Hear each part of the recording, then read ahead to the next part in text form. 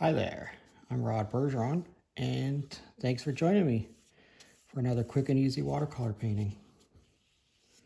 I'm wetting the top 2/3 of this. I'm using a big 3/4 inch flat brush, and we're going to put a little bit of a sky in here. Got some ultramarine blue.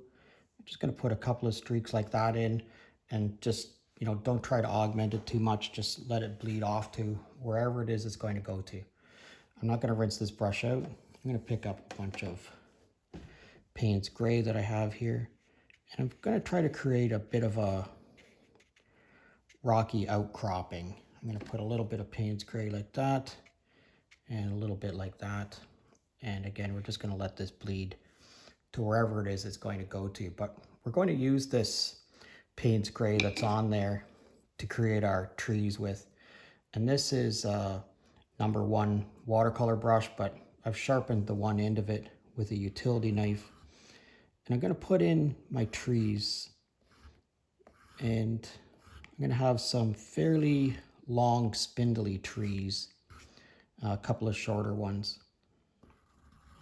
But I'm just going over this with my #1 watercolor brush here. You can use, doesn't have to be this. You can use a barbecue skewer. I just find it handy to have that on hand whenever I'm painting. I'm going to scribe a few lines into the bottom down here. I want this to look like, like rock. I don't know, in Northern Ontario, we have some huge, massive rocks in the Canadian Shield. And so you have these trees, these long spindly trees that don't get much nourishment, and they sort of grow out of those rocks. But that's what it is that I'm going for here, is this idea of creating rocks. And so I'm going to use my my scribing tool to sort of indicate where some rocks might be, or where some spaces might be between the rocks. And I'm just doing that very quickly there. Now I have this is a 1/4 inch wide flat brush, and so I'm just going to put this into my Payne's gray, and I'm going to use it to create some of the branches on my pine trees. Okay, so I'm just going to touch it and then put it on an angle like that. These trees are a little bit strange in that most of the branches are right near the top, and there's actually very few branches that come down very far. Like I said, it's not very nutrient rich soil, so they don't come very far down. Okay, that's sort of the look that I'm going for, having these little spindly things up at the top. And then of course you can take your scribing tool and you can scribe some lines in it for if you want to make some branches. Okay, and I really don't want too much more than that. Maybe a few more in some places like that. I'm going to pick up a little bit more Payne's gray that's a little bit more intense. I'm just going to touch it in a few places.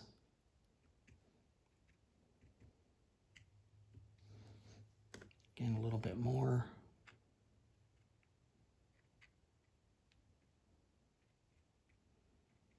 So I would say that's sort of a mistake right there. So I would just do that. Just pull through it and get it to be a little bit more of a point like that. See, that's much better already like that. Okay, and you see how that's making some scrubby undergrowth for us across there? We're not really doing anything to get that. Right here, I would say this could be a little bit pointier too. So just drag your tool through there and get that a little bit pointier. So this rock is all turning out pretty cool across there. I like that.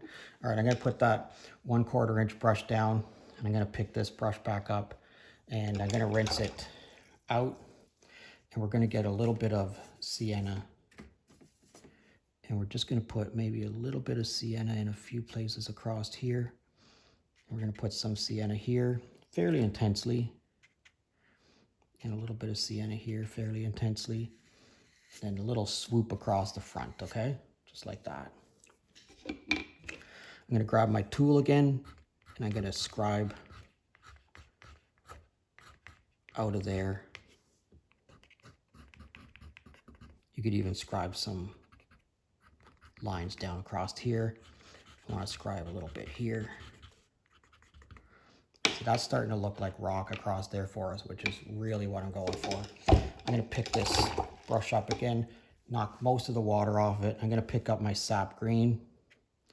I'm just going to touch a few places here with some sap green. Same here. Maybe a few places here. Across like that. That's going pretty good for us right there. Okay, now we need a little bit of yellow ochre to bring this all together. And I'm going to pick up this big pile of yellow ochre, and I'm going to make one swoop from one side to the other. Okay, so the way I think of it is I load my brush, and then I think I'm just going to make one line that's going to go from one side to the other. So I think, you know, how it is, I'm going to practice it, and then I just do it. And this could use a little bit more intensity in a few places. So I'm going to do that. That's pretty good. I like how that's bleeding up into there, and that's sort of starting to bleed down into there. That's what we're going for. Maybe a little touch of yellow ochre up here. That's pretty good. All right, I'm going to take this 3/4 inch brush. I rinsed it out really well, knocked most of the water off of it, and then I'm going to pick up some blue. All right, so this is that ultramarine that we were using before, and I'm just going to touch it in a few places, just like that. That's all I'm going to do. Just touch, add a little splash of that blue into a few places. Nothing more than that. We're going to take our salt now. I'm going to put a little bit of salt across the bottom here, maybe a little bit there, and a little bit in the top of these trees up here. That's it. All right, now we need to just walk away. All right, just leave it, just let it dry, and let's see what happens.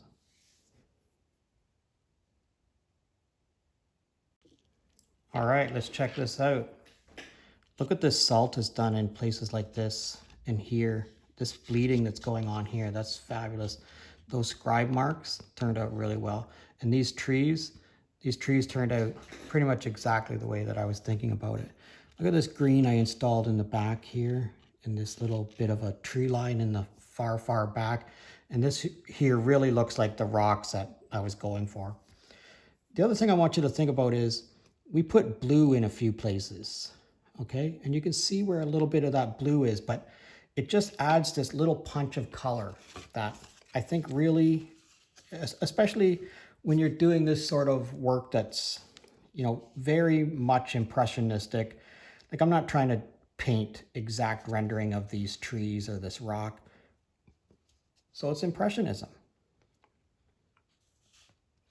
I'd love to hear from you. I'd love to know what you think of it. If you got a question or a comment, you can always leave it in the comment section. And I'd love to know where you're from. If you could drop me a line in the comment section, let me know where you're from. I'd really appreciate it. And if you're currently a subscriber, thank you very much.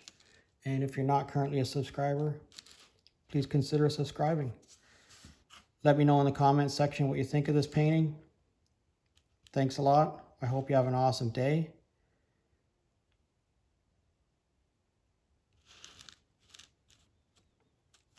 Down like this, I think. I really like this bottom part across here. I mean, I like the trees and everything, but this foreground part right here, I think really turned out well for me.